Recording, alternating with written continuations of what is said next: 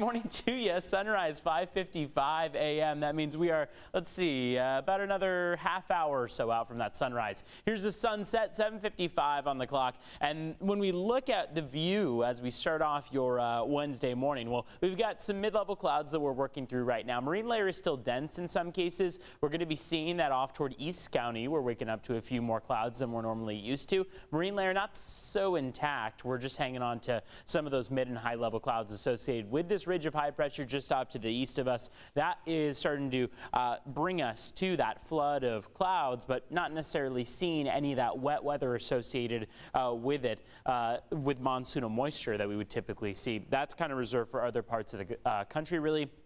Arizona, New Mexico, Texas, all the way up through Colorado, picking up on some of that monsoonal moisture. We are hanging on to dry weather out there, just seeing that stream of clouds pass through. And when we look at the watches, warnings, and advisories, speaking of the high surf that was mentioned, you see that all the way across the San Diego County coastline. You really should only be in that water if you're an experienced surfer or swimmer. Check in with a lifeguard once you get out there. Excessive heat warning off to Borrego Springs and Ocotillo Wells, where temperatures are warming up very nicely this afternoon. 4 to 6 foot waves, 8-foot sets out there possible.